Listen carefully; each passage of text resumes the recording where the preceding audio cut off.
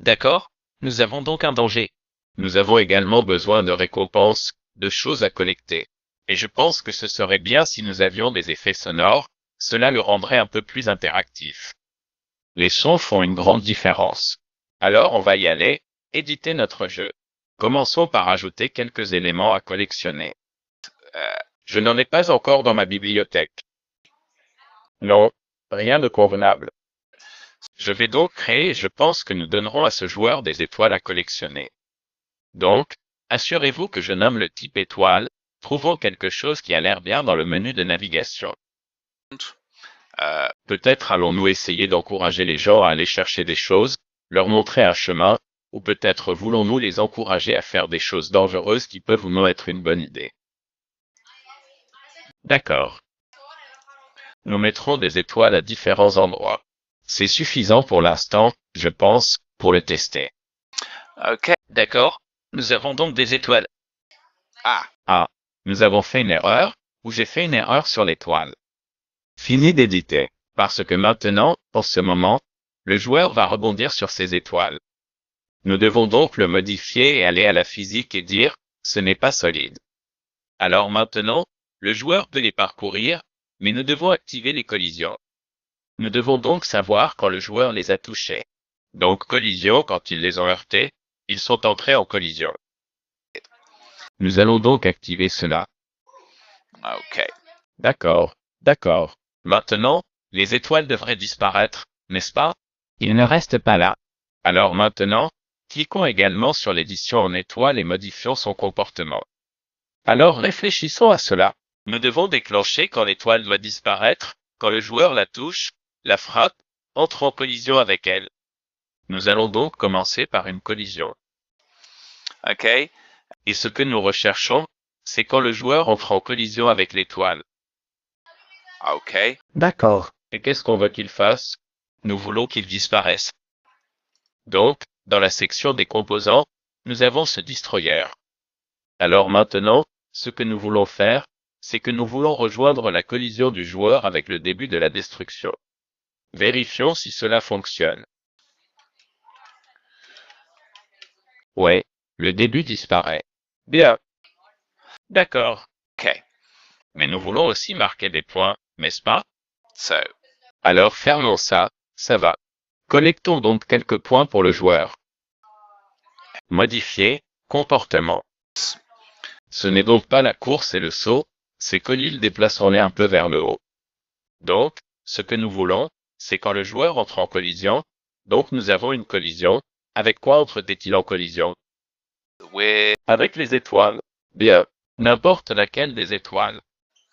Au cas où on va travailler un peu comme la santé. Nous avons donc besoin d'un nombre, logique et mathématique, nombre où nous allons collecter, comment devrions-nous appeler cela? Cela va être des étoiles, le nombre d'étoiles. ok. D'accord. Et donc quand il y a une collision, nous voulons ajouter au nombre d'étoiles. Bien. Le joueur doit voir combien d'étoiles il a. Nous allons donc aller à l'interface graphique et à l'étiquette et nous assurer que nous avons une étiquette ici. Et sa valeur va commencer à 0. Ayons un, qu'est-ce qu'une bonne couleur? Comme une sorte de couleur dorée peut-être ce genre de, qui ressemble un peu à des étoiles et leur rappelle qu'ils ont collecté de bonnes choses. Ça a l'air bon. Bon, c'est donc le numéro. Et nous allons fixer le nombre à la valeur de 10. Ainsi, lorsque ce nombre d'étoiles changera, cela changera l'étiquette. Ok. Nous devons également dire au joueur de quoi il s'agit. Nous aurons donc une étiquette ici, et elle ne dira que des étoiles. Mars. Et on le veut de la même couleur que l'autre. Ok. D'accord. Et d'accord. Ok. Commandez un peu au-dessus de la santé. Déplaçons-les. Put. Donc la santé est là. Mettons des étoiles ici. Ok. D'accord. Et vérifions si cela fonctionne. D'accord. Nous avons donc ici notre joueur. Yeah. Ouais. Vous pouvez voir que le compteur d'étoiles augmente. Nice. Bon. Oh. Et puis. Oh. Allons-y. Oh non. Oh. Ma santé 0. Oh. Oh d'accord. Cela fonctionne bien. Silencieux, n'est-ce pas? Ajoutons du bruit à cela et nous verrons si mon haut-parleur enregistre ces sons. Bon, revenons à modifier le jeu. And Et nous allons cliquer sur le lecteur, modifier, comportement. previous. Et sous les composants ici, nous avons une option sonore. Nous allons donc mettre cela ici. Choisissons un son. Donc, si nous cliquons dessus, nous avons choisi le son. C'est un effet sonore. Ce n'est pas de la musique. Oh, il y en a beaucoup. Je pense peut-être comme un bruit de pop. Si je clique dessus, je l'entendrai. Celui-là fera l'affaire. Ça a l'air bien. Ok. D'accord. Alors maintenant, nous voulons que chaque fois que le joueur frappe une étoile, nous voulons qu'il joue ce son. Bien. Je pense que nous devrions aussi avoir un son pour les dégâts, non? Donc on a ça quand on se fait du mal. Alors ajoutons un autre son. Choisissons le son. Effet. Peut-être un son Nooks.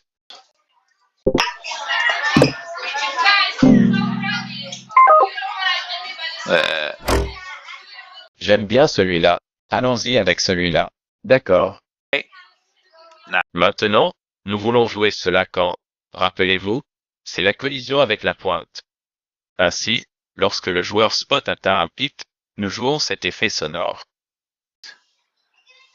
Bon, testons-le.